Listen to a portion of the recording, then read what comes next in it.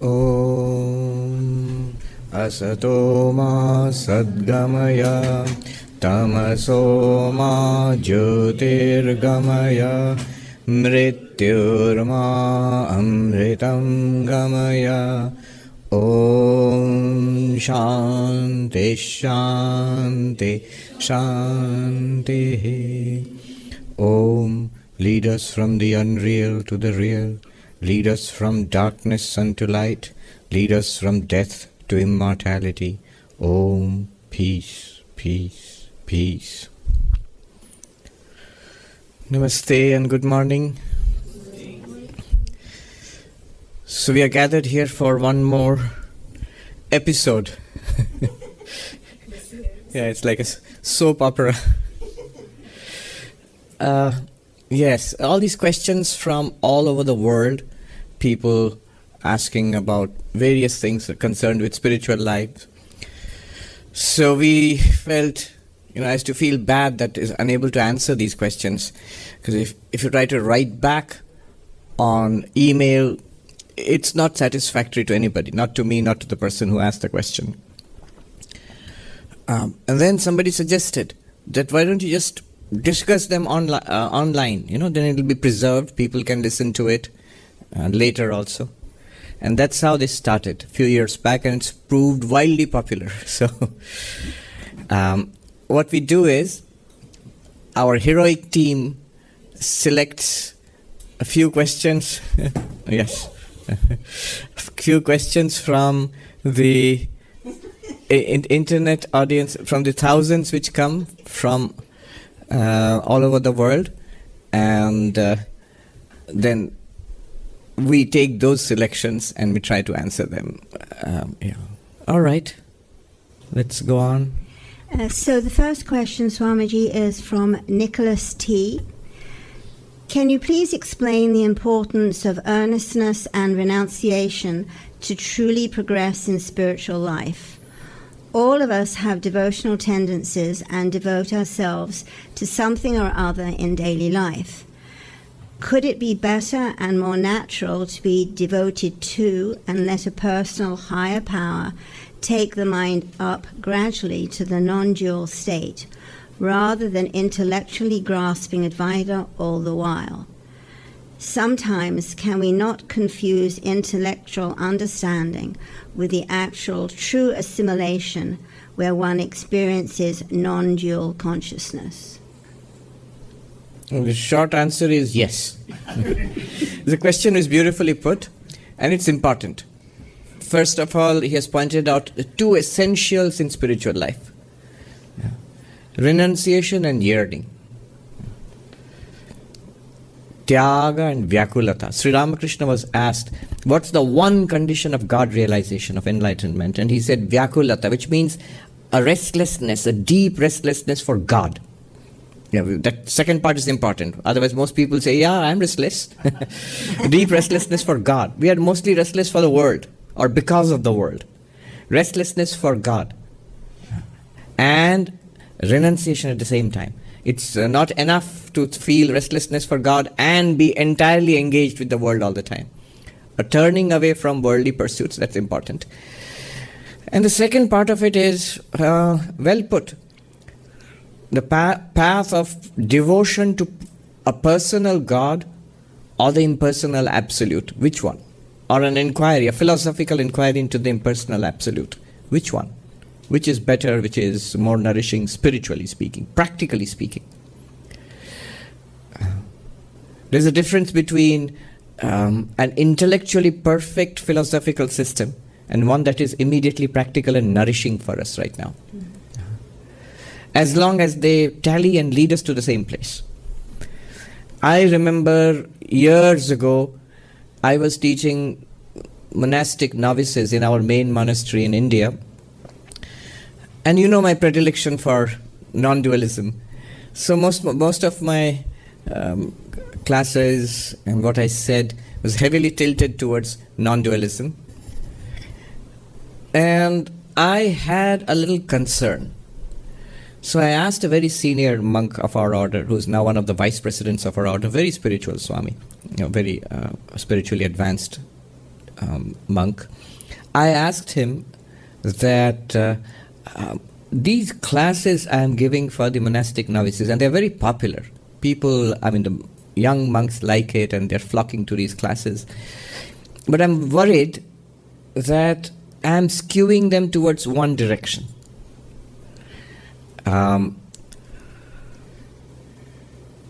So I asked, can it be a problem? And he said, no, it's not a problem because of two reasons. One is, remember, you are not the only one people are listening to.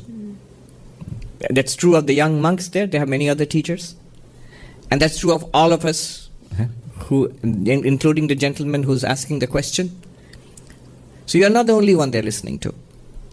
And the second thing is, the truth never hurts anybody. The non-dual truth will not hurt you.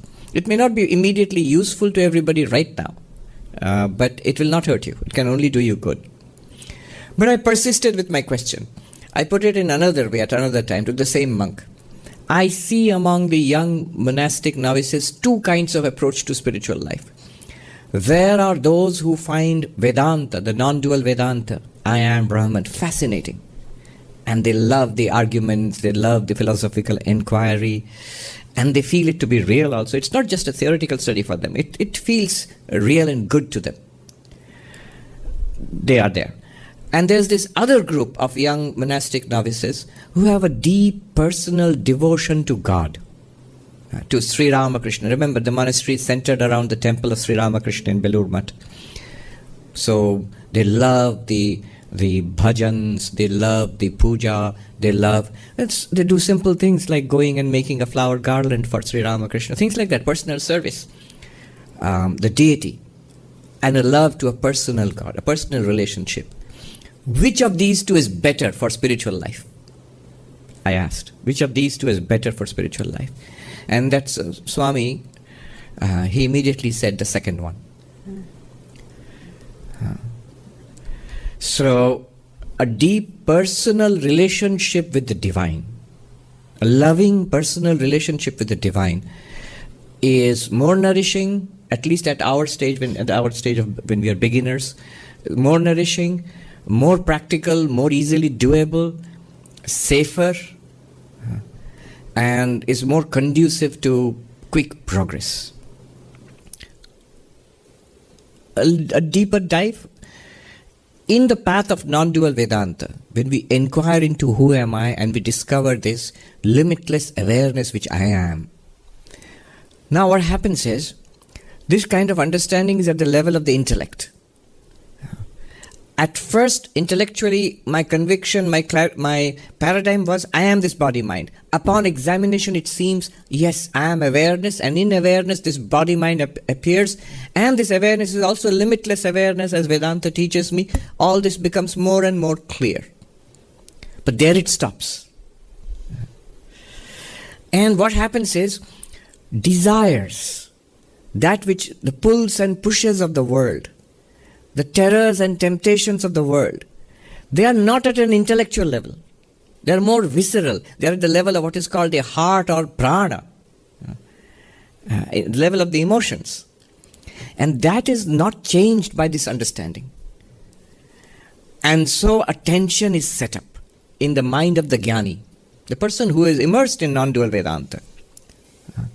Attention is set up where there is still a lot of worldliness in the person's mind, in the subconscious, in the heart, and all this lofty philosophy is also there. So these two, there is a tension.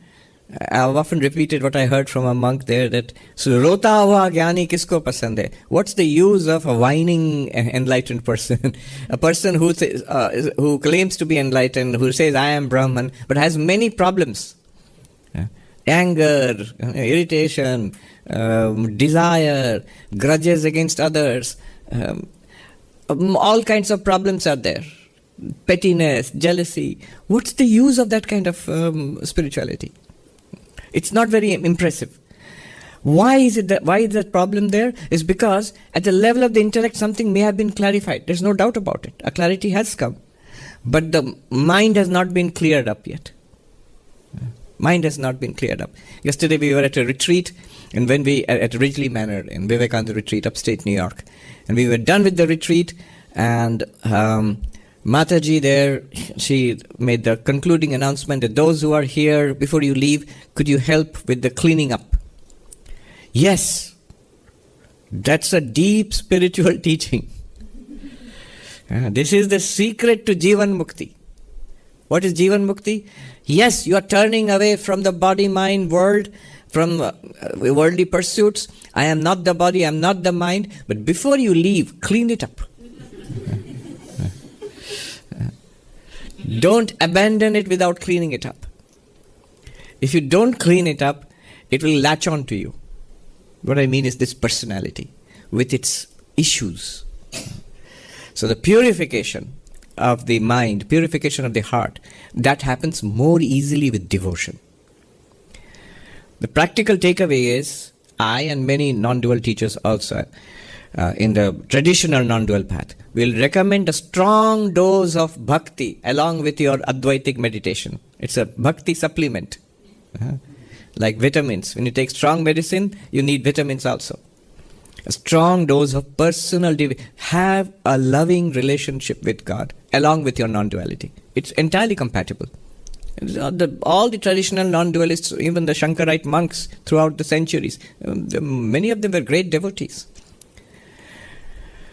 It's entirely beneficial. I remember my own pointed, it's about 20 years ago, I was off to the high mountains in Gangotri, and a little cottage. I would beg for food.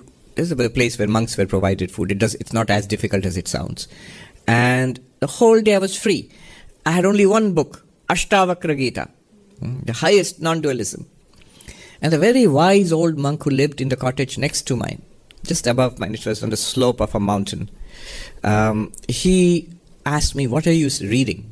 I showed him this book. It's Ashtavakra Gita. He says, "That's good." But he went inside his cottage and he brought out an old tattered book in Hindi, Sanskrit and Hindi. Vishnu Sahasranama, the 1,000 names of Vishnu. He said, "Ye bhi padhiye Mahatma Ji. Oh monk, read this also together with that. Nahi to akela pan chubega." He says, loneliness will bite you. Which is an interesting comment to make to a monk who wants to enjoy solitude. But if you want to enjoy solitude, enjoy it with God. You don't need any other person, but keep God with you. A devotional relationship. Yes. So the answer again, short answer, as I said, yes. This all what I said is an explanation of yes. What he says. Anybody from the audience? Yes, the lady there. Please come up here. Tell us your name and ask the question. Hi, Swamiji. I'm Priya. So I was reading Ramana Maharshi, and he says the self itself is our guru, and there is no need of, there's no other guru other than the self. But if we so desire for a guru, the self itself takes a physical form and appears as the guru. So going by that, do we assume when the guru speaks, it is the self speaking to us? Because in Advaita we see that the self is just a witness and doesn't do anything else. Yes. So do we need a guru or not? And what is the connection of this guru to the Advaitic self? Ramana Maharshi says the self itself. You don't need a guru other than the self. And remember, whenever he talks about the self, it's the capital S self. All that, again, the answer is yes. In all traditional Advaita classes in the mountains, the classes would begin, when the text studies would begin with a verse. All the monks together would chant it. Ishvaro gururatmeti murti bheda vibhagine vyomavad vyapta dehaya dakshinamurtaye namaha. I salute Dakshinamurti Shiva, who appears to me as Ishvara, God, and Guru, and my own self. I, the spiritual seeker, and my spiritual master, Guru, and God, all three are one reality, which is Dakshinamurti, which is my real self, capital S self. So in that sense, classical Advaita Vedanta, traditional Advaita Vedanta would firmly support that it is your real nature, which is existence, consciousness, bliss, which appears as your guru. Indeed, it appears as the whole world. It appears as you, the individual being Priya. It appears as the whole world which you inhabit, and as your spiritual guru, and as the God of this world. All of that is ultimately your real nature. But when you say the self appears as the guru, it means the Atman or Brahman. It does not mean the individual Priya. The individual Priya, you are the Jiva right now. And you are the spirit, you identify as the spiritual seeker. And you take help from the Guru to realize what you truly are. When you realize what you truly are, you will see that alone appears as everything. And it was by the grace of that alone that the Guru came into your life. Now, you asked a follow-up question. But in Advaita Vedanta, the self is pure consciousness. It's a witness consciousness. It doesn't do anything. Why would it guide you? Why would it appear as the Guru? That was the question? Yes and no. Remember, it is that one consciousness which is a witness, does not do anything, and yet does everything. What does it mean? Consider yourself in your own dream. I in my own dream. So maybe I'm walking around talking with friends and smelling a flower, tasting a cup of tea, listening to music. When I wake up, what will I say? All those were appearances created by me, the dreamer. There were really no flowers, there was no cup of tea, no friends to meet. I was also not walking about in a garden. And yet whatever was there was because of me, the dreamer. So in one sense, I am the witness of the entire dream. I did not do anything. In another sense, whatever there was in the dream and whatever happened in the dream was nothing other than me. When you say the self is only the witness and nothing else, and you stop there, that's Sankhya philosophy. Sankhya says you're the witness consciousness, and everything is done by nature, Prakriti. The whole universe operates, time, space, matter, energy, that's all that's going on, and you are the witness consciousness. That's Sankhya, but two separate things interacting. In that case, you will not say that the self has become the guru. You will say nature has provided you with your guru. With a guru. A further development of the Sankhya philosophy will be the dualistic devotional philosophies in Vedanta, which will unite the self and Prakriti and say that there is a Paramatma, supreme self, of which Prakriti is the power. And that generates the entire universe. And we, the individual selves, are devoted to that Paramatma, to that supreme self, which is we call God. And that Paramatma alone through Prakriti comes to us as Guru. So you can say God comes to us as Guru, or in Advaitic sense, our own self comes to us as the Guru. Both of them are true. Practically, it's very helpful to be part of a student-teacher lineage. Be centered, have a home tradition, and then be open. In our order, for example, in the Ramakrishna Vivekananda tradition, it is our tradition. This is our tradition. You can see who are the gurus, which is the lineage here. You can see in front of you. And there's the whole literature. There are the life stories of these masters and their disciples. We are part of this lineage. But we are also entirely open to all spiritual traditions. We are happy to read Christian mystic literature, Islamic mystic literature, Buddhist philosophy, and take whatever is useful and nourishing from that, learn from that. Yeah. Thank you. Yes.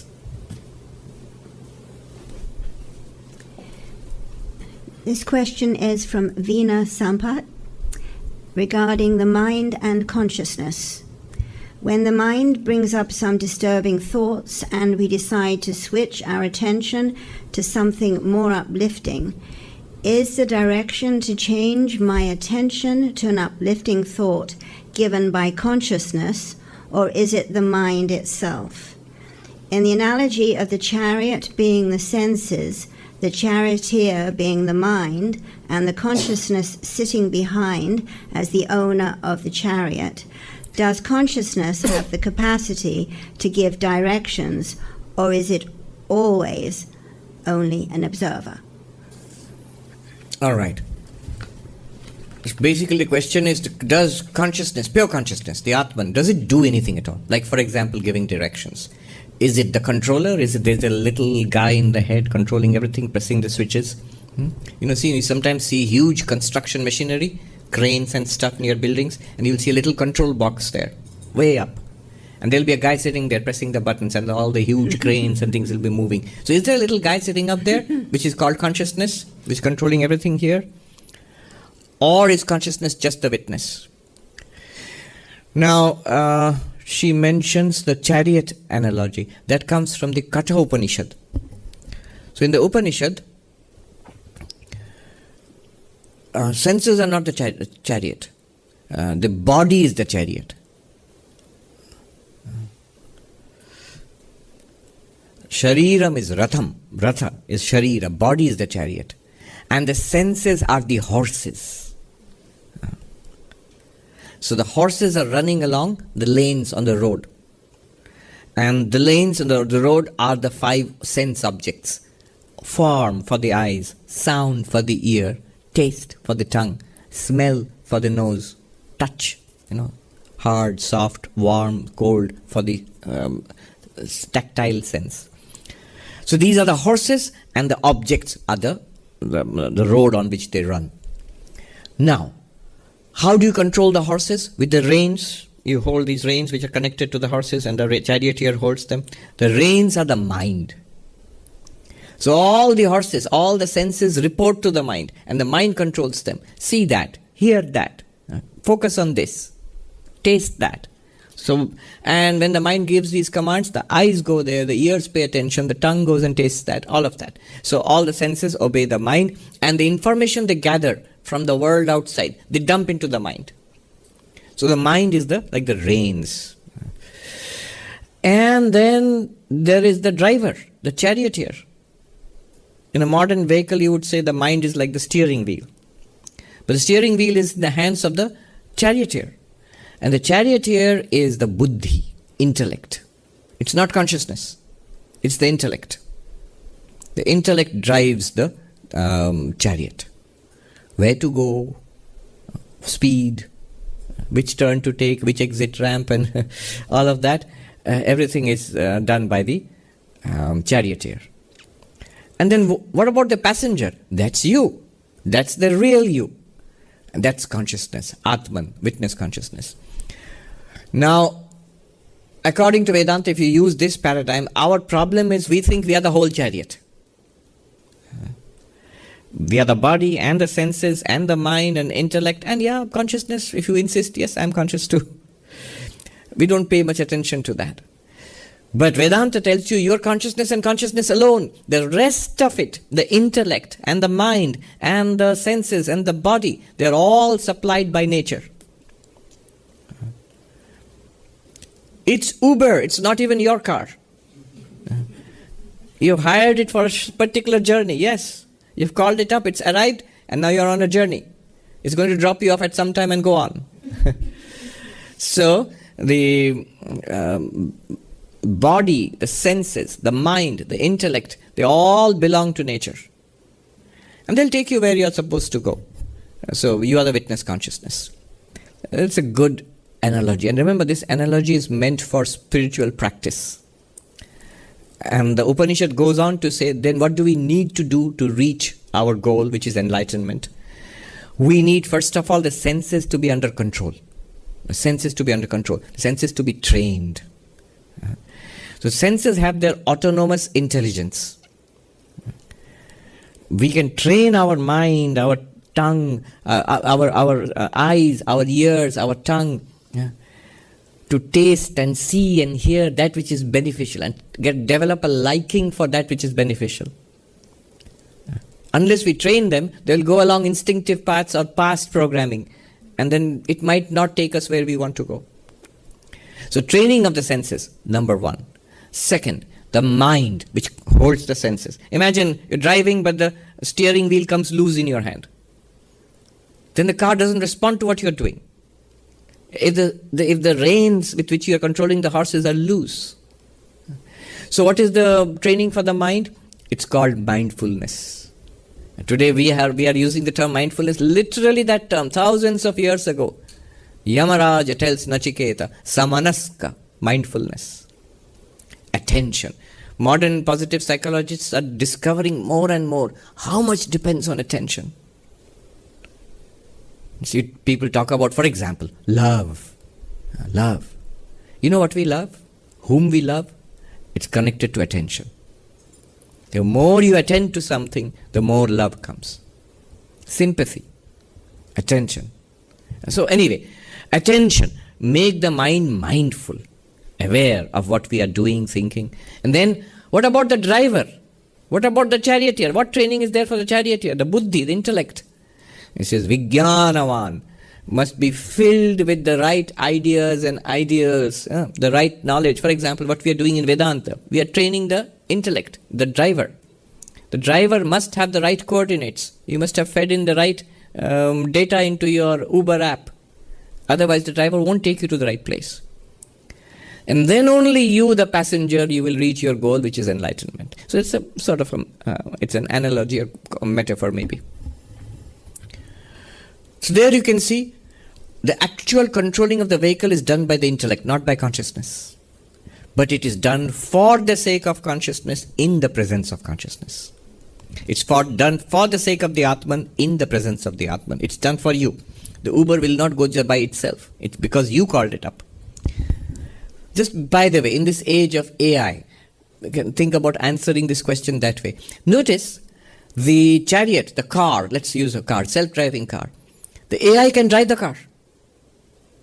There are self-driving cars now, and they do a pretty good job from what I hear. Really good job. Yeah. But they are not the passenger. The AI is not the passenger. You are the passenger. Therefore, it's entirely possible for the buddhi, the intellect, to drive the car by itself. But it's done for you, in your presence. Very ancient philosophy. This is called Sankhya.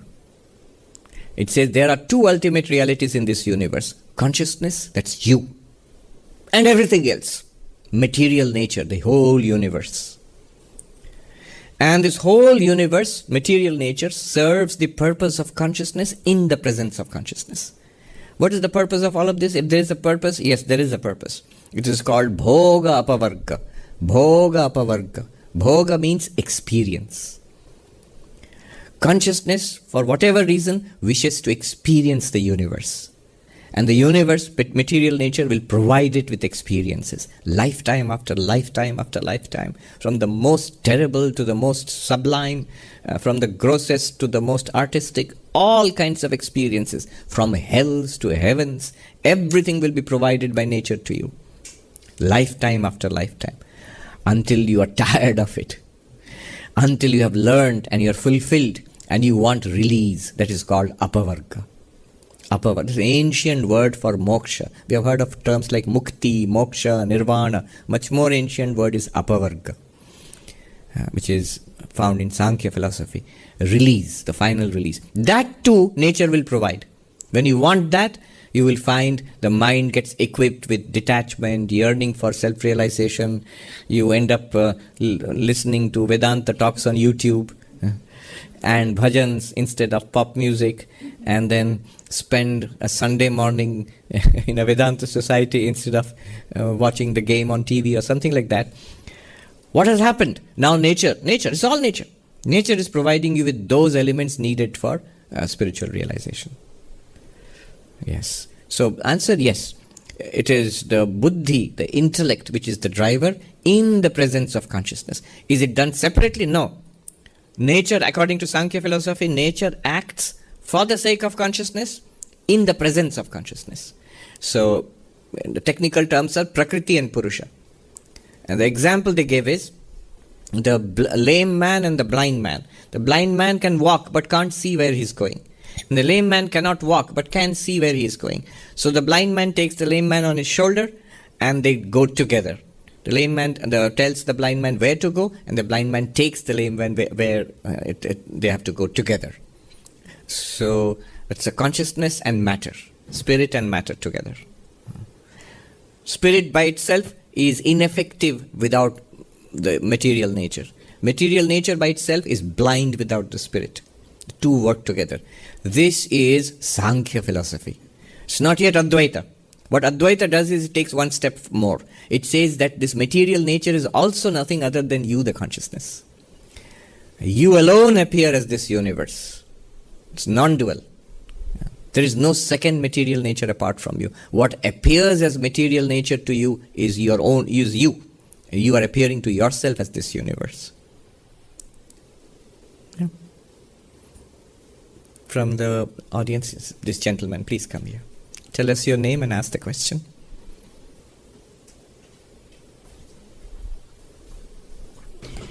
Pranam Swami G. Yes.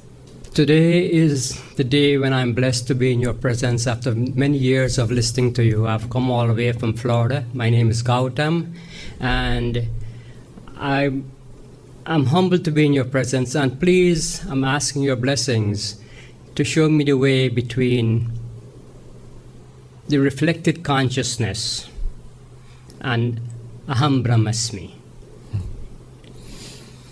Thank you. Thank you for that question. This quest is the most precious thing in our lives. We are all here, we are united by one thing. We have a quest. We are all spiritual seekers. Some may be devotees, some may be interested in non-dual Vedanta, some may be more interested in meditation, some may be interested in doing good to the world. But we all have a spiritual quest. Some may be Hindus, some may be Christians, Muslims, whatever. Some may be atheists or spiritual but not religious. There are many such in America, especially these days. But we all are spiritual, and that's common. We all have a spiritual quest. One form it takes is the Vedantic inquiry. And there this question arises. How do you go from the reflected consciousness to I am Brahman? What that means is the teaching of Advaita Vedanta is that you are that ultimate reality. There is one ultimate reality which is existence, consciousness, bliss, which appears as this entire universe and therefore non-dual, because one reality appearing as many. The many are not separate from that one. So there is no second reality apart from that one. Hence non-dual. Where is this non-dual reality? What good does it do? If you realize that I am that non-dual reality, then all your problems are at an end, at a deep philosophical level. They won't pay off your debts or bills. They will not cure disease. That is the way of the world. But it will no longer matter to you. You'll be able to cope with all the problems in the world and yet be centered and peaceful and fulfilled all the time. Obviously, because this non-dual reality, it's immortal. It's not born with the birth of the body, does not die with the death of the body. And hence, if I say I am that Brahman, if I realize that, I will also clearly see that I cannot die. That non-dual reality itself appears as this universe. So the non-dual reality is consciousness, it's one light. Then this universe is also one light. There is no darkness anywhere. That non-dual reality is fulfillment, what is called Ananda, Purnatvam, completeness. I am that completeness. Then there is no incompleteness, no dukkha, no suffering, no dissatisfaction anywhere. I'm just translating one of the most sublime things, claims for Vedanta which I heard from a sadhu. He said, Kahin koi mrityu nahi Mahatma Ji, kahin koi jadata nahi, kahin koi dukh nahi. What a beautiful thing to say. There is no death anywhere, O monk. There is no darkness anywhere. There is no sorrow anywhere. When? You might say, oh, after you become enlightened. No, right here, right now. It's already a fact. Isn't it worthwhile to realize that? There's nothing more worthwhile. Nothing even comes close to that. Now, where is this wonderful thing? It says it's you. It's very close to you. Indeed, it is you. Me. What me? How is it me? Not you the body. Not you the mind. You the consciousness. That's the teaching. But the moment the teacher says you the consciousness, then this question comes. Because we already know what consciousness means. We have at least a kind of working idea. Yes, we all feel aware. Who doesn't feel aware? We all feel aware. We all feel conscious. We know what the word consciousness means more or less in English or in our native languages. And what we mean by consciousness, what that word means in English or in our native languages, is what Vedanta calls reflected consciousness. Chit Chaya, the shadow of consciousness, the reflection of consciousness, Chidabhasa, the appearance of consciousness. It is not the non-dual Brahman which Vedanta talks about. Rather, it's like its reflection. You have come close.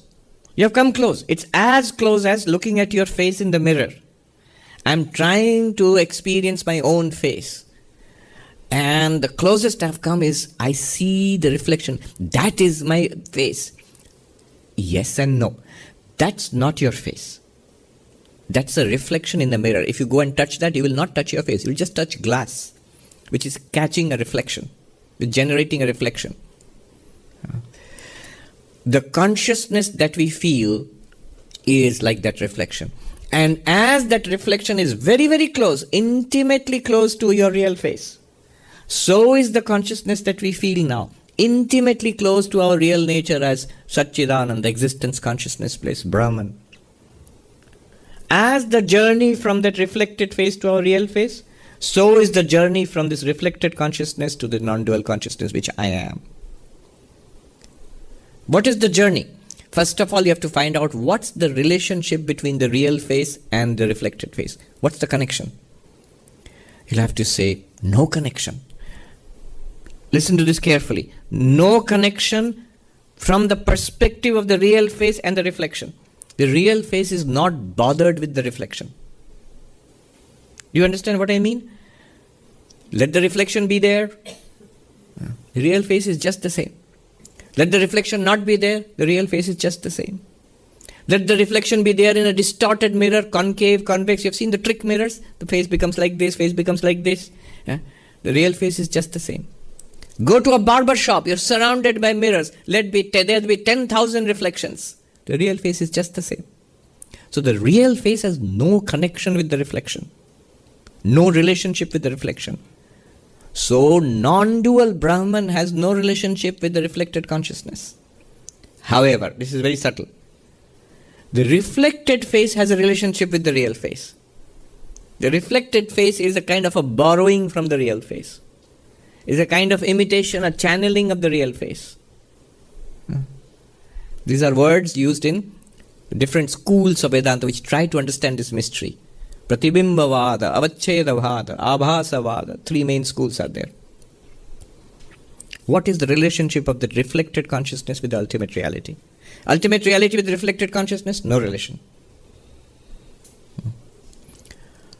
But why do I feel related to the reflected consciousness? Remember, what is the reflected consciousness? Reflected consciousness shines in the mind. And the reflected consciousness is connected to everything in the mind. And the mind is connected to everything in the body. The moment I think I am this reflected consciousness, I am also the mind and the body, automatically. If you think you are the reflected face, you are immediately connected to the mirror. And then the dust on the mirror also will affect you. A crack on the mirror also will affect you. So, what is the connection? Why do I feel that? And the answer is stupidity. Sadhu said, Bevkufi matra hai Mahatmaji. It is what Vedanta calls ajnana, ignorance. And to chip away at that ignorance is to listen to these Vedanta teachings, to begin to draw our attention away from the body to the mind, from the mind to the reflected consciousness, from the reflected consciousness, the reflected face, from there turning this way. That final turning it can't be done by anybody else. You'll have to do it yourself. Their words will fail, thoughts will fail. Up to reflected consciousness, words can work, our thoughts and understanding can work, we can locate it also.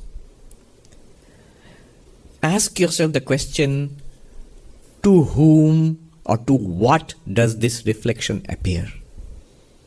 There's no way of answering. Don't try to answer it in words, just notice it in reality. Notice it in reality. Here is the body, I'm aware of it. Here is the mind, thoughts, feelings, emotions, I'm aware of it. Here is the awareness itself, I am aware. That is also an experience. To whom or what is that experience? If you try to pursue it, you will come to a quietness, a blankness. That quietness or blankness is also appearing to something. It's an experience after all. To what is that quietness or blankness appearing? If you push back further, you will get it. There's no words which can express it. What you get, drop that also. Because there will be an element of the mind there. There's a speck of the mind still working there, which you are using for your investigation. Drop that also. As you can see, there is nothing to be said at that point. Yes. Thank you. Thank you so much. Thank you very much. Thank you. Yes, can you ask the question? Keep your questions ready. I'll call upon you, and then you can raise your hand and call upon you. This question is from Laura. I have been meditating with a mantra given from Diksha for over 2.5 years now, barely missing a day. Meditation still continues to feel like a chore for me, something I have to force myself to do with great will. I have fallen the last few months, only meditating 1 to 2 times a week at best. While I feel good after meditation, I have no desire for it. How can I cultivate the desire to meditate and to form a genuine enjoyment of the practice? It's a good question of how do I make my meditation better? How do I want to meditate and make my meditation better so that I do want to meditate more?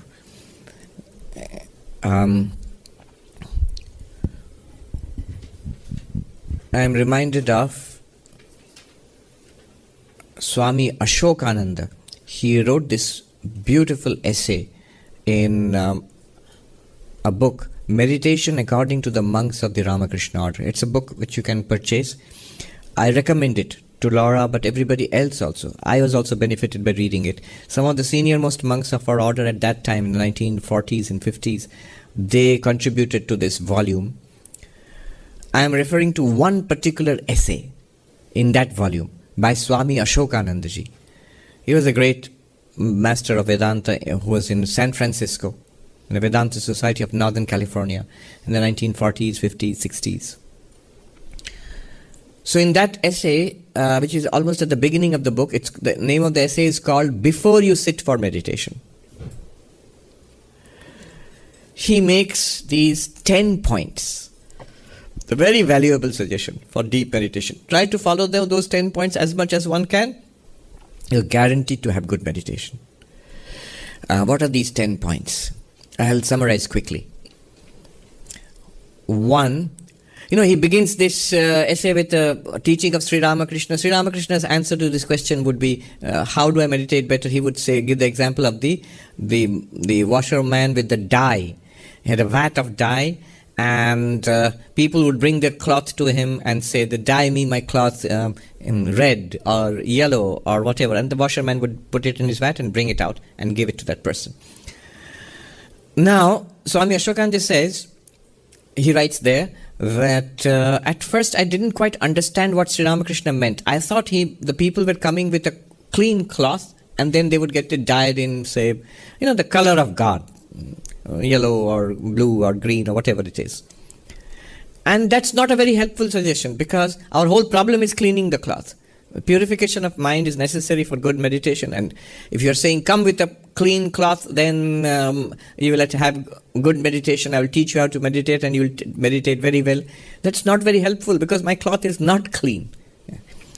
And then he says, I realized later, no, that's not what Sri Ramakrishna meant. He didn't mean those few saintly people with a very pure mind. He meant the rest of us. Our cloth is already spotted.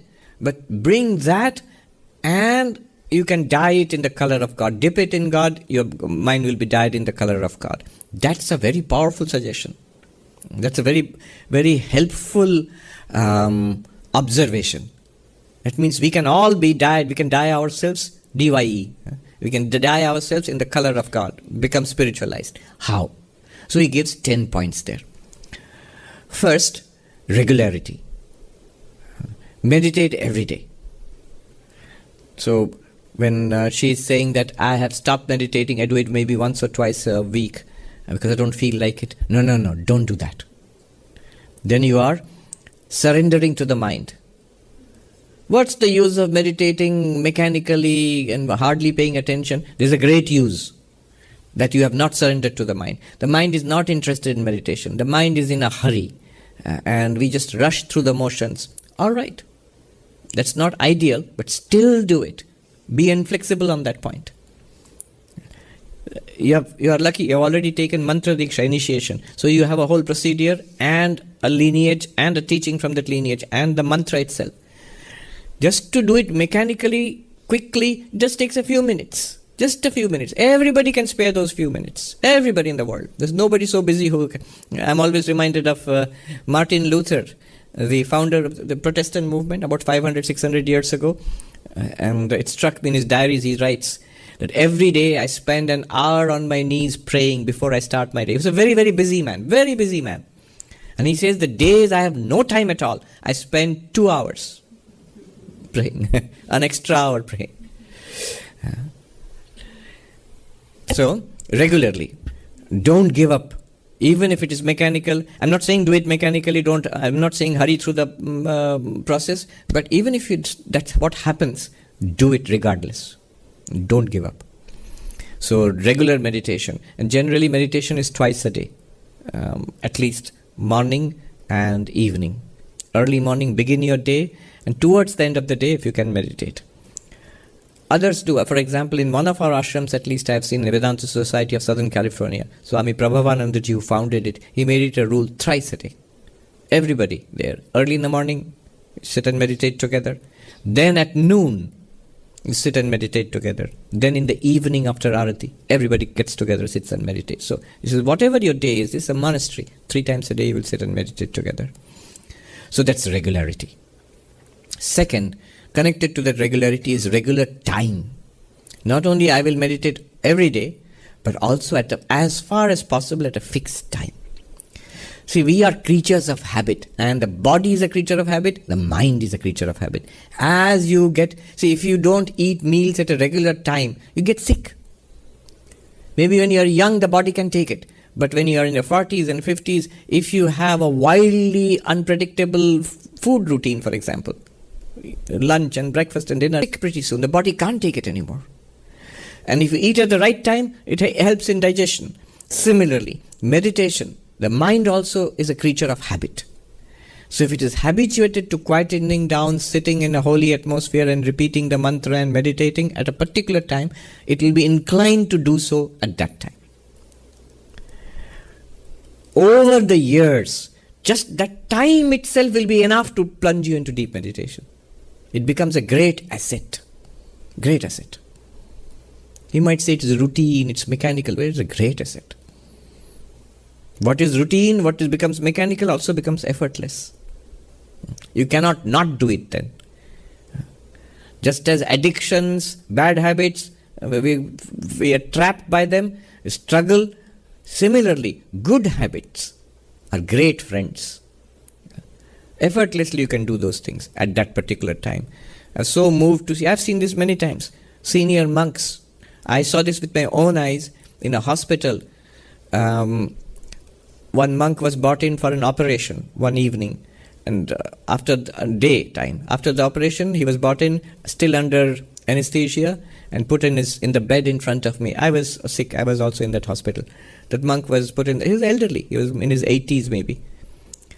And since I was sick, early in the morning, I thought I can skip meditation. I can lie down and meditate because after all I'm sick. Excused. And to my surprise, I saw this old monk, 80 plus years old, who had been operated, major surgery in general anesthesia the day before, sitting up ramrod straight in his bed in front of me. I could see it. Facing the wall. It was still dark in the ward. Nobody around. Before sunrise. Facing the wall, sitting straight for 2 or more hours. How? Lifelong habit. Particular time of the day. Similarly, I heard of another monk, ICU. In the last days of his life, would die in the next few hours. But the nurses, this I did not see myself, but the doctors said, we would see invariably. See, in the ICU, the lights are always on. You really can't see by looking at whether it's daytime or nighttime. People are terribly sick. Exactly just before 4 a.m., this monk who is lying down on the bed, his fingers would start moving and start doing japa, repeating the mantra. How? Time, regular time. It's a lifetime's practice. Continuous practice. I have myself seen this. A monk suffered a stroke as he collapsed. He was lifted up and they were quickly taking him to the hospital. And I don't know how he was semi-conscious maybe, but I saw clearly his hands were like this. He started moving, doing japa.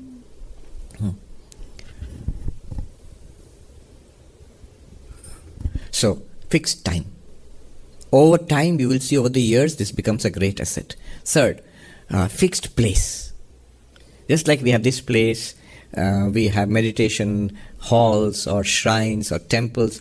Make a shrine a holy place for yourself. It can be a room in your house if you can afford that. It can be a corner of a room. Use that only for meditation. And the vibrations, over time, this place will acquire vibrations.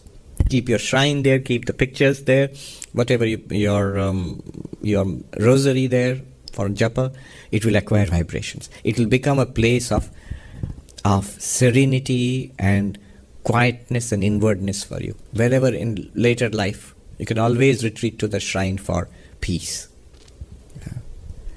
So fixed place. It becomes a great aid. Then, these are just aids. Swami Ashokanji says, see, we must slowly start the work of cleaning up. You see, clean up the place before you leave it.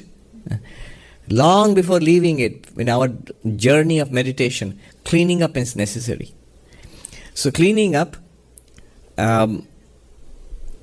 we must starve the negative and feed the positive. Here I love the old Native American story here of the two wolves in our nature, a dark wolf and a wolf of light. Which win? They're fighting. Which one will win? Depending on the one you have fed. Over time, you give scraps from your table food to which wolf? The good one or the dark one? The evil one or the good one? And you feed the good one. How do you feed the good? The dark one is things which are worldly, which are negative, which are disturbing. The more we dwell upon it, the more it is strengthened. Swami Ashokanji says, it is best in our case to take an oblique approach. Attack from the flank. Don't directly grapple with negativities. Strong desires, addictions, trauma, guilt, hatred, prejudices. If you try to directly grapple with it, it strengthens. You're pouring psychic energy into it. It's like it'll suck energy from you and it'll become bigger and stronger. It's a demon, or they are demons. Who was it? Nietzsche, who said, when you stare long enough into the abyss stares back at you. So that can be a terrifying thing, to see the darkness noticing you. Then, that's how people end up committing suicide, going crazy. That's what happens. The darkness takes over the mind. Or the other saying, when you grapple with monsters, you run the risk of becoming a monster yourself. So, the way to do it, intelligent way to do it is approach it sideways. Instead of directly fighting with it, starve it. Weaken it. Don't dwell on it. Yes, I know it is horrible. Don't think about it. Whatever it is, it's horrible, it's scary, it's producing great anxiety. Don't think about it. Replace it. Remember, the mind abhors a vacuum.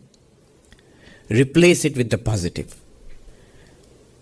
Play a bhajan in your room, play a lecture on spirituality, play devotional music, keep pictures. Sri Ramakrishna would insist, keep pictures of gods and goddesses around. Nowadays, not only around, on your wallpaper also, on your computer, on your phone.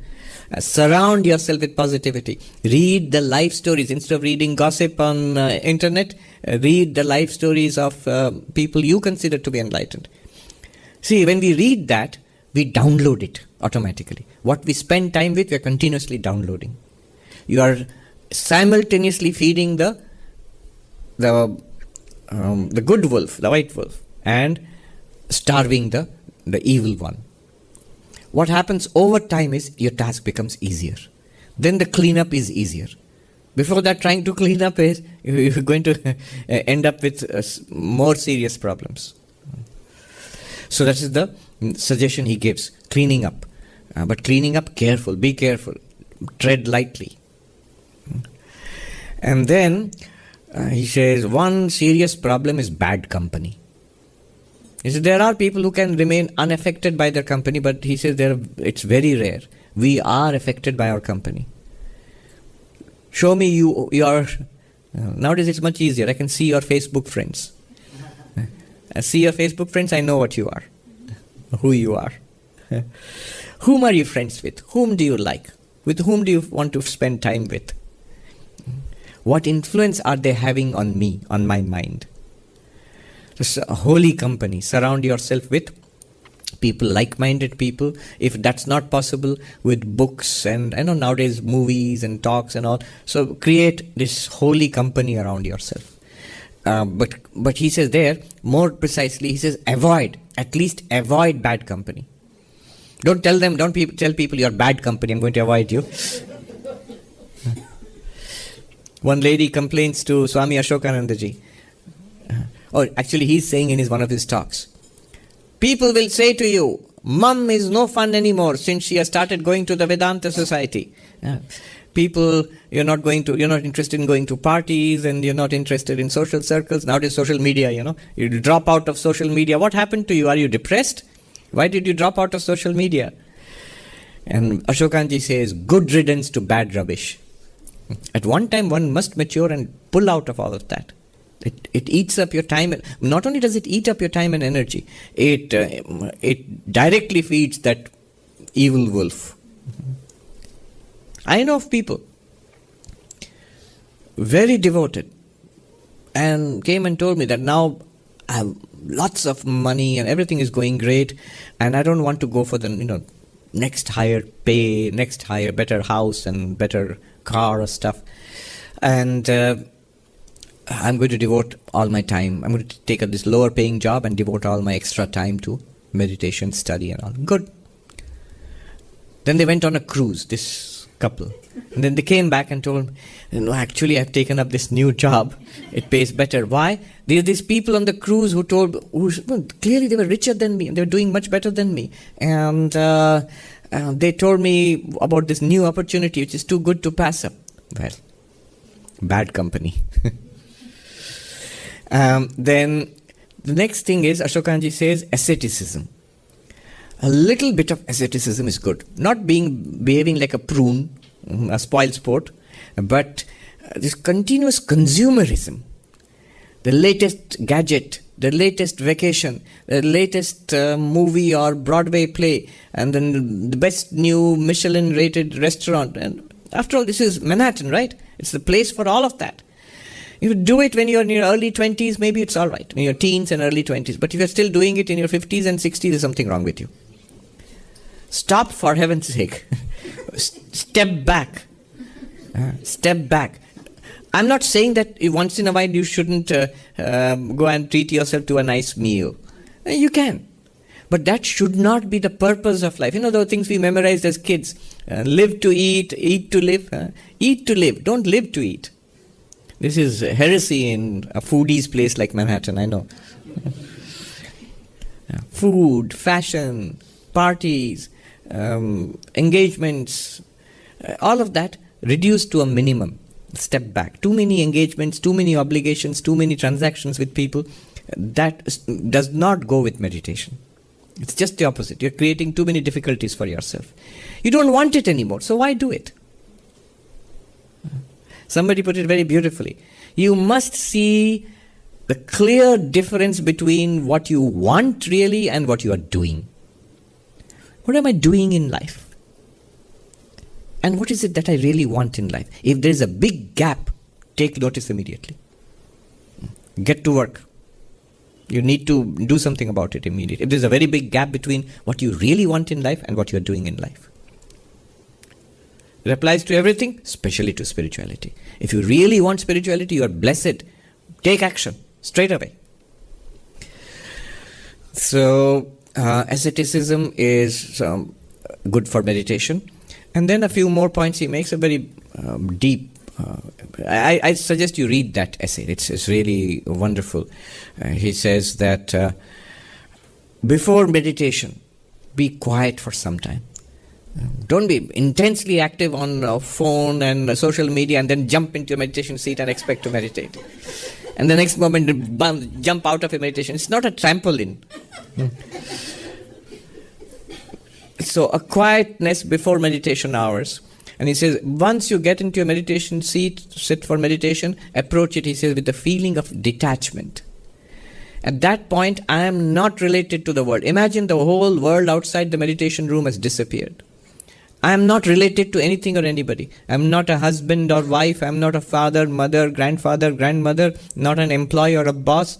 I have no relation with anything or anybody at all. I am and my Lord is. Approach it with the feeling of eternity. He has described how you generate those feelings. These are something called Ananta Samapatti. It's from Yoga Sutras. There are these techniques for making the mind vast and peaceful before meditation. This leads to the thing which Sri Ramakrishna said, the one condition for spirituality, which is yearning. I really want God realization. I really love my Lord. There's this song they sing in Strawberry Fields. I really want to see you. I think, my sweet Lord. So they sing, yes. So that's John Lennon singing. I really want to see you. I know, I'm sure it is possible. And that is the goal of my life. Just even, Swami Ashokanji says, I know what you will say, that I don't have that yearning, what can I do? But he says, is it impossible to simulate it? Is it impossible to try to imagine what it feels like to want God? We have so many vivid descriptions. Sri Ramakrishna's life stories of saints. You read it, you'll find the vivid descriptions of how they pined and wept for God. Even a little bit of that, one teardrop. So, if you can do that, then meditation becomes much, much easier. And finally he says, and this is rare, if you can come into contact with an enlightened person, even once, and hear it from their lips, that God is real, God can be realized. Something talks from them to the depths of our unconscious. It becomes real. Suddenly it becomes real for us. That's a great, great blessing. He says only those who have experienced it, coming to contact with a genuinely holy person, then spirituality really becomes real for us at that time. Then there is no going back. It may take a long time, but we will go forward. I'm sorry I took up so much time, but I thought this is a summary of, it was not a good summary, it was more or less the whole essay. Anybody has a question? Please raise your hand. Yes, please come here and tell us your name and ask the question. Pranam Swamiji, this is Shujoy. I had a follow-up question, and thanks for explaining the last question. So, when facing with doubts in life and during the spiritual practice, how do I find the clarity to continue back on the path and bring myself back to that point? Yes. First of all, don't take the doubt seriously. Don't be too worried about the mind. Mind is bored. All right. Mind is doubtful. All right. Mind is not interested. All right. Treat the mind like you would treat a toddler. Take care of it. Do whatever has to be done. But don't take the demands of the toddler seriously. There's an old saying, children should be seen, not heard. So the mind is like a child. Have you seen the innocent, blissful smile on the face of a baby? Completely blissful, so beautiful. But next moment that baby can fly into a rage and scream as if the world is come crashing down. Nothing has happened. Just some little baby problem. The mind is like that. Therefore, it is only the immature parents who jump around to the whims of the baby all the time. They will collapse from exhaustion very soon unless they learn better. So, don't jump around at the demands of the mind. So Vivekananda called it the monkey mind. Don't jump around at the demands of the mind or at the complaints of the mind. Oh, the mind has doubts. All right, we'll try to settle down your doubts by reading, by asking people, reading books, and you'll see the doubt will go away after some time. And after a few years, you'll forget even that what the doubt was. You'll remember you had a doubt and the mind troubled you with doubts, but what exactly was the doubt, you'll have forgotten. So mind is non-serious in these ways. The mind loses belief. The mind loses all interest in spiritual practice. All right.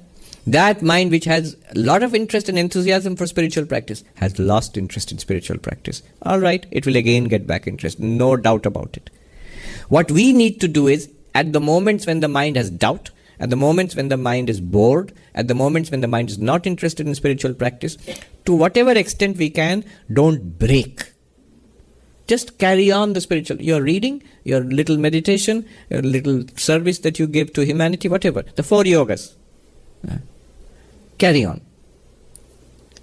From the Vedantic perspective, if you ask, a mind has a doubt, it is in that indubitable light of the self, in that I, the one witness consciousness, to me the mind with its doubts are appearing. What is it doubt about? That its mind is doubting, am I really the self? It is appearing to the self. It's laughable.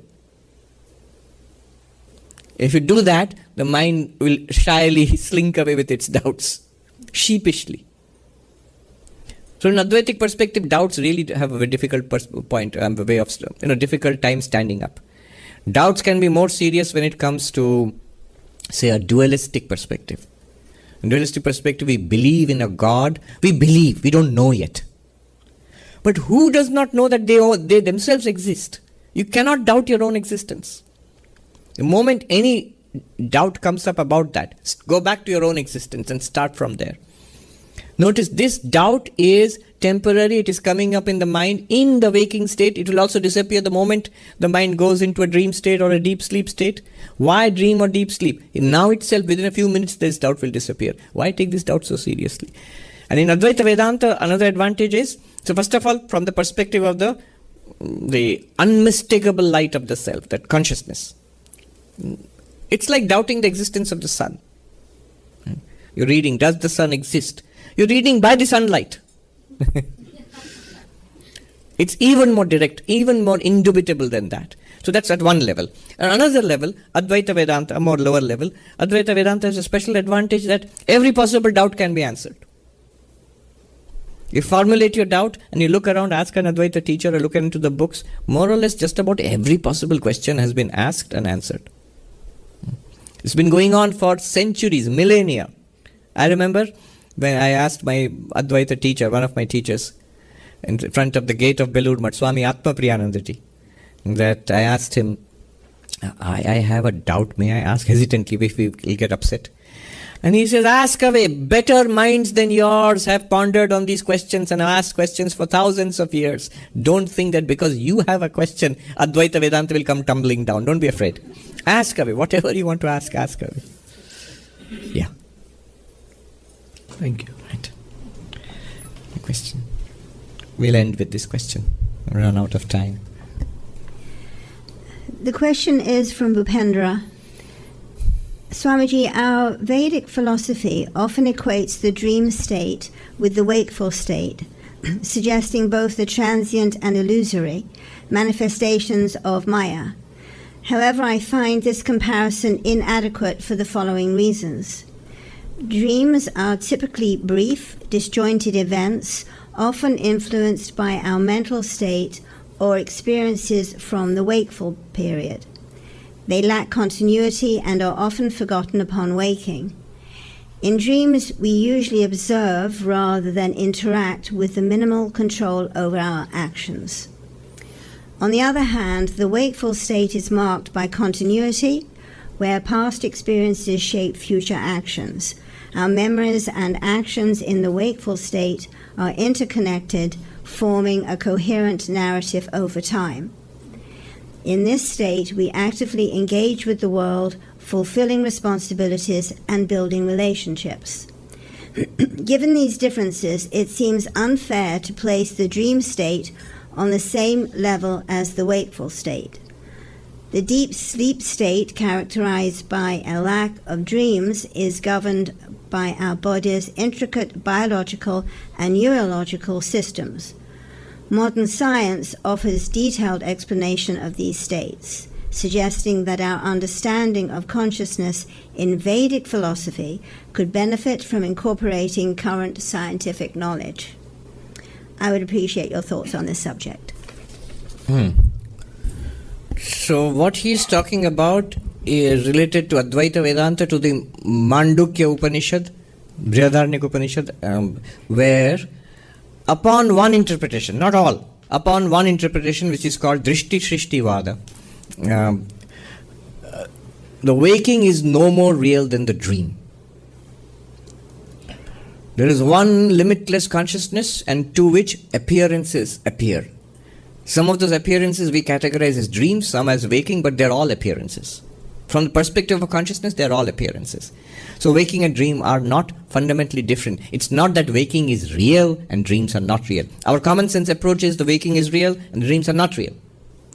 Now before I dive into this, whatever the gentleman has written, let me point out there are other interpretations.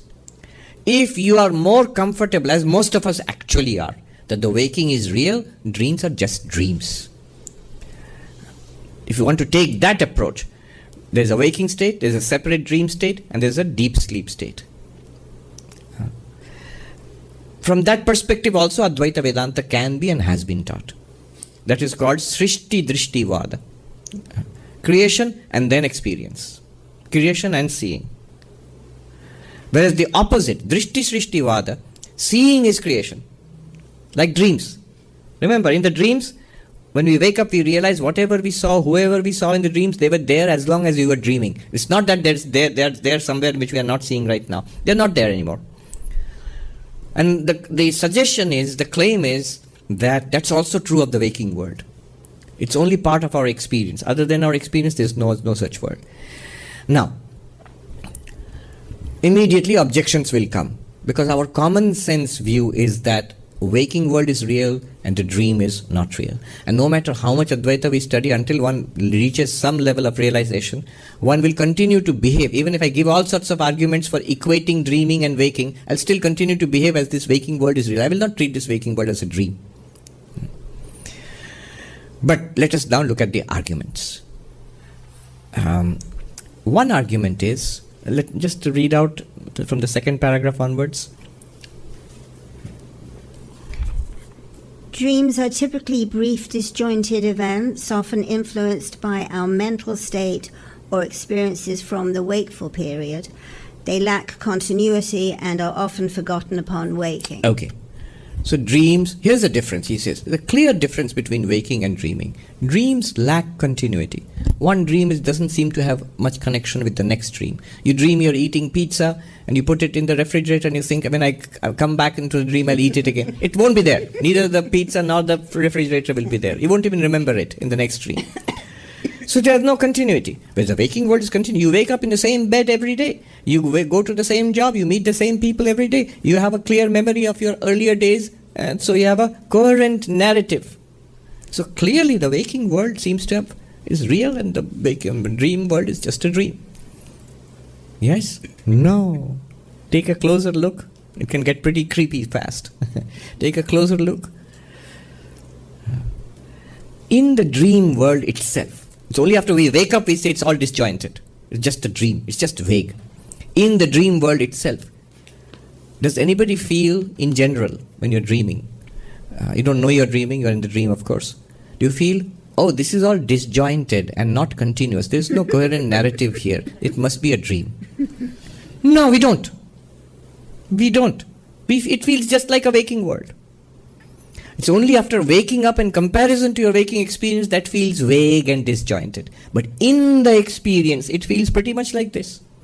We are not filled with doubt. How disjointed? There's no narrative here. What happened? Oh, this must be a dream. Continuity. So the core argument is continuity equals reality. No, it doesn't. Let me show you. This is again something I got from a Tibetan Lama. He says that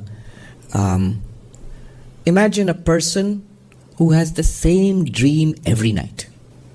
Sees the same people, goes to the same place. Suppose a dream is repeated. It's quite possible. A dream may be repeated.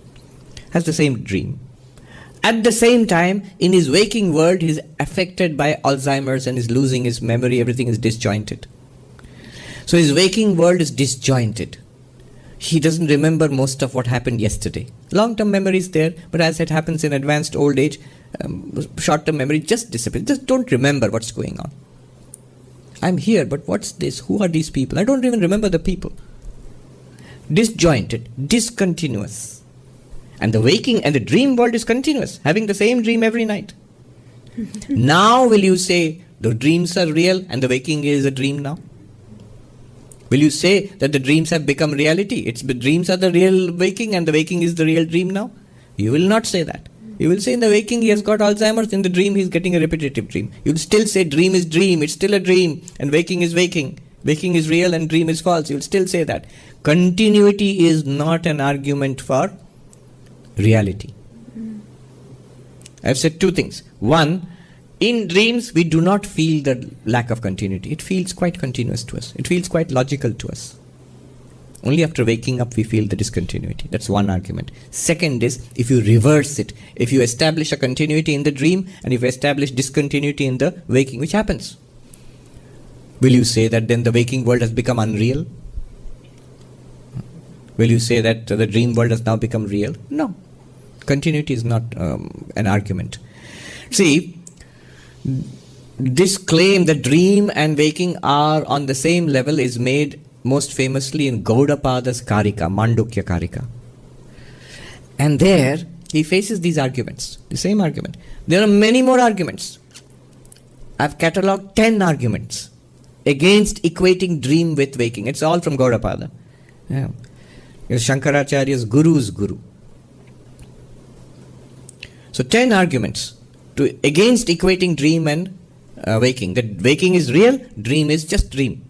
To show that 10 arguments, and all 10 arguments are cut down. Swami Nikhilanandaji, in his 4-volume work on the Upanishads, in the volume which contains the Mandukya Upanishad with Mandukya Karika, in that volume there's an appendix on dreaming and waking.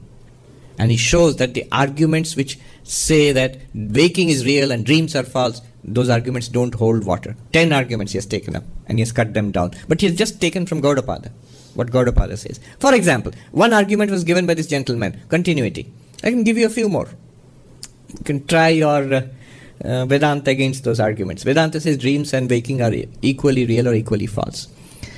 One argument is, no, that's not true. Waking is public. Here we are all agreed.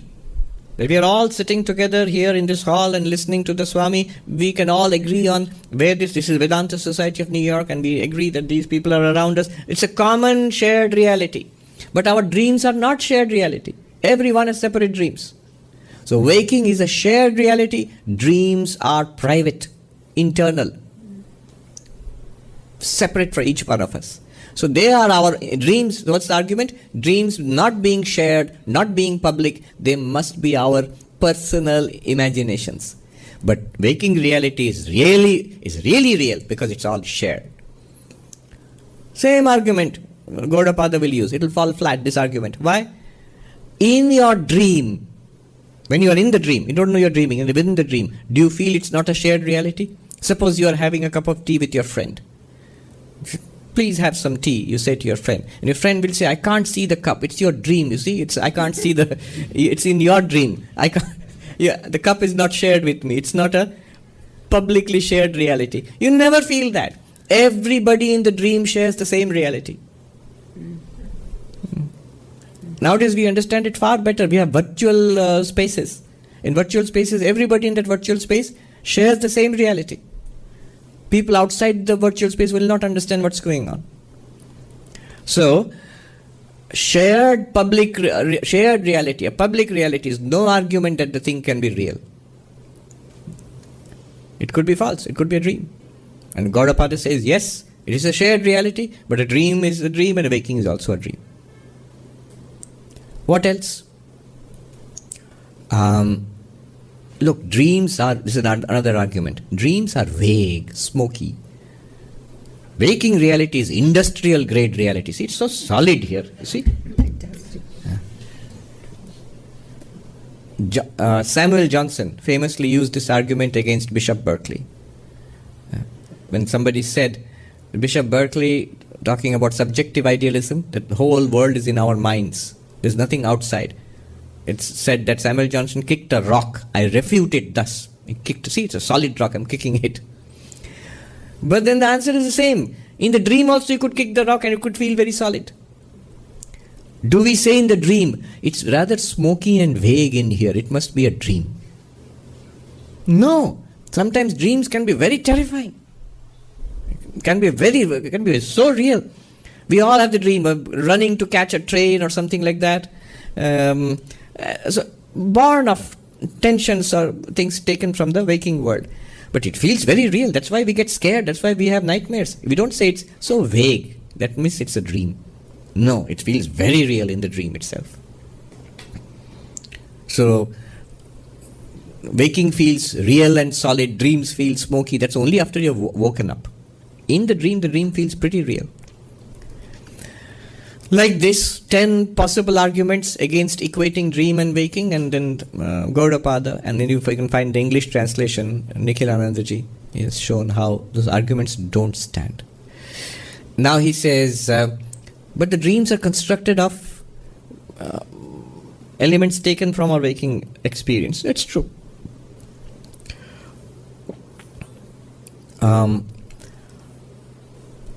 Can our understanding of waking, dreaming, deep sleep benefit from modern science? Certainly. Certainly it can. We live in the age of science and we should welcome insights from all perspectives. And it can benefit, and it is benefiting.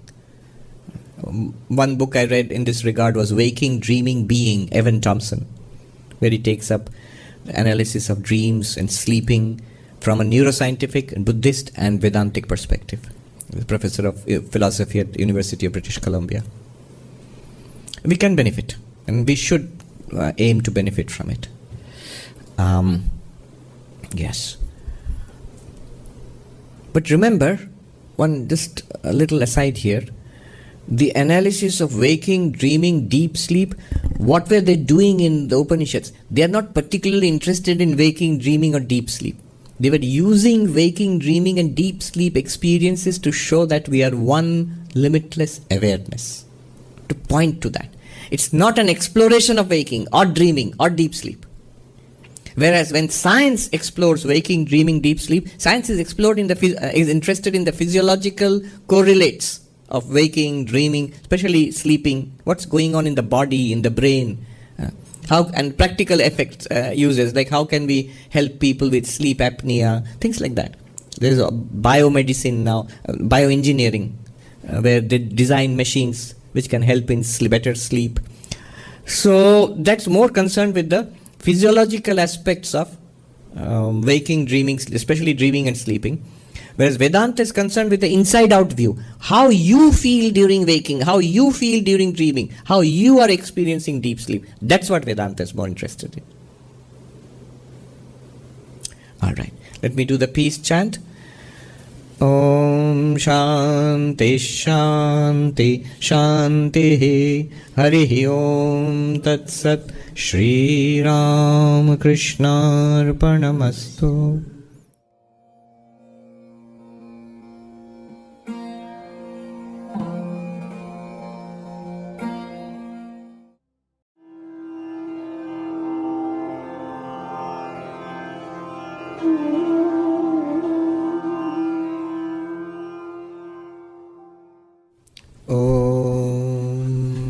Asato ma sadgamaya tamaso ma jyotirgamaya mrityurma amritam gamaya. Om Shanti Shanti Shanti. Om, lead us from the unreal to the real. Lead us from darkness unto light. Lead us from death to immortality.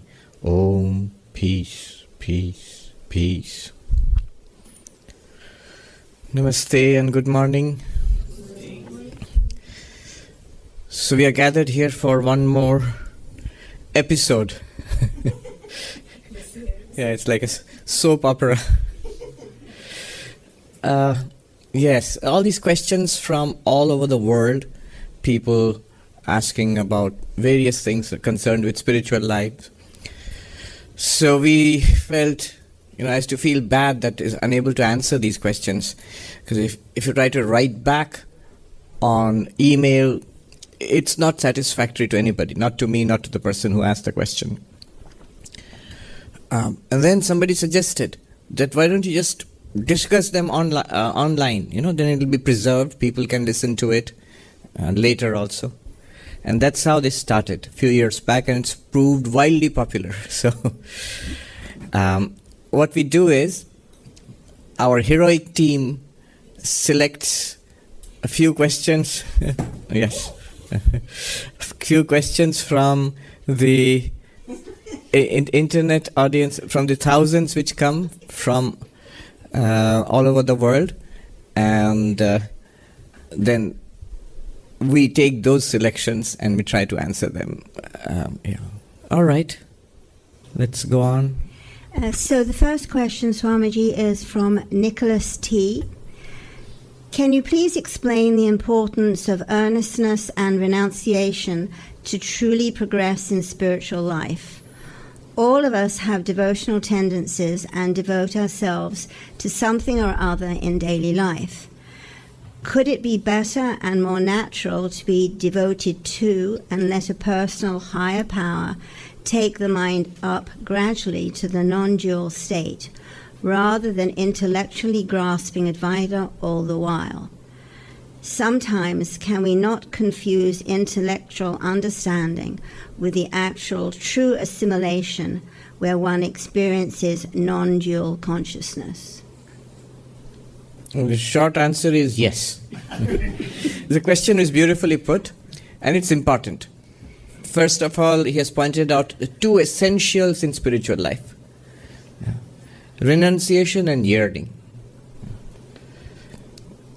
Tyaga and Vyakulata. Sri Ramakrishna was asked, what's the one condition of God realization, of enlightenment? And he said Vyakulata, which means a restlessness, a deep restlessness for God. That second part is important. Otherwise, most people say, I'm restless. Deep restlessness for God. We are mostly restless for the world, or because of the world. Restlessness for God.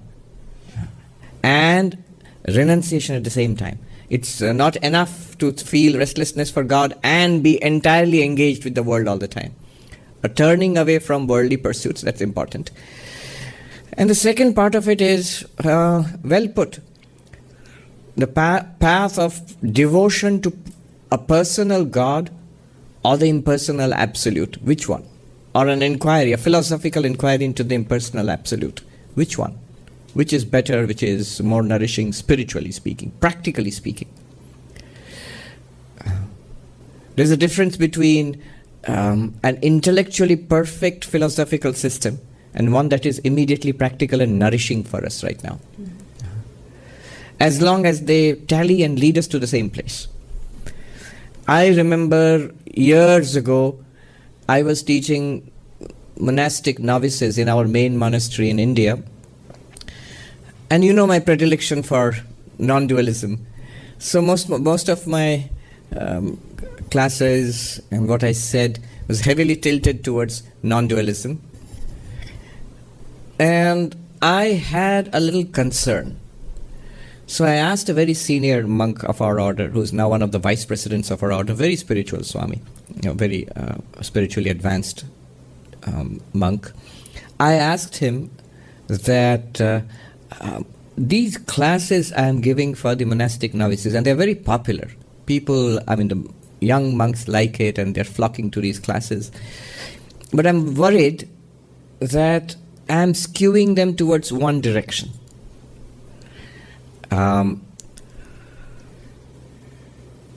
So I asked, can it be a problem? And he said, no, it's not a problem because of two reasons. One is, remember, you are not the only one people are listening to. That's true of the young monks there. They have many other teachers. And that's true of all of us, including the gentleman who's asking the question. So you're not the only one they're listening to. And the second thing is, the truth never hurts anybody. The non-dual truth will not hurt you. It may not be immediately useful to everybody right now, but it will not hurt you. It can only do you good. But I persisted with my question. I put it in another way at another time to the same monk. I see among the young monastic novices two kinds of approach to spiritual life. There are those who find Vedanta, the non-dual Vedanta, I am Brahman, fascinating. And they love the arguments, they love the philosophical inquiry, and they feel it to be real also. It's not just a theoretical study for them. It feels real and good to them. They are there. And there's this other group of young monastic novices who have a deep personal devotion to God, to Sri Ramakrishna. Remember, the monastery is centered around the temple of Sri Ramakrishna in Belur Math.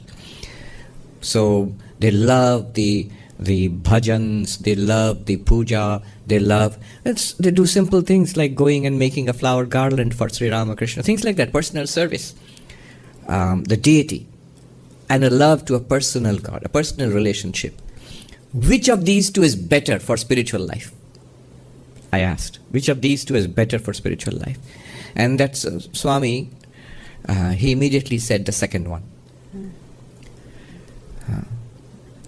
So, a deep personal relationship with the divine, a loving personal relationship with the divine is more nourishing, at least at our stage, when we are beginners, more nourishing, more practical, more easily doable, safer, and is more conducive to quick progress. A deeper dive in the path of non-dual Vedanta, when we inquire into who am I and we discover this limitless awareness which I am. Now what happens is, this kind of understanding is at the level of the intellect. At first, intellectually, my conviction, my paradigm was, I am this body-mind. Upon examination, it seems, yes, I am awareness, and in awareness, this body-mind appears, and this awareness is also limitless awareness, as Vedanta teaches me. All this becomes more and more clear. But there it stops. And what happens is, desires, that which the pulls and pushes of the world, the terrors and temptations of the world, they are not at an intellectual level. They are more visceral. They are at the level of what is called a heart or prana, the level of the emotions. And that is not changed by this understanding. And so attention is set up in the mind of the Gnani, the person who is immersed in non-dual Vedanta. Attention is set up where there is still a lot of worldliness in the person's mind, in the subconscious, in the heart, and all this lofty philosophy is also there. So these two, there is a tension. I've often repeated what I heard from a monk there, that so rota hua jnani kisko pasand hai? What's the use of a whining enlightened person? A person who claims to be enlightened, who says I am Brahman, but has many problems. Anger, irritation, desire, grudges against others, all kinds of problems are there. Pettiness, jealousy. What's the use of that kind of spirituality? It's not very impressive. Why is that problem there? Is because at the level of the intellect something may have been clarified. There's no doubt about it. A clarity has come. But the mind has not been cleared up yet. Mind has not been cleared up.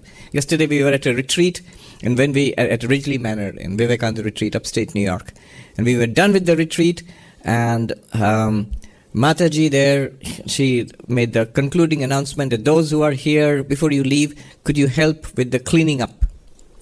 Yes, that's a deep spiritual teaching. This is the secret to Jivan Mukti.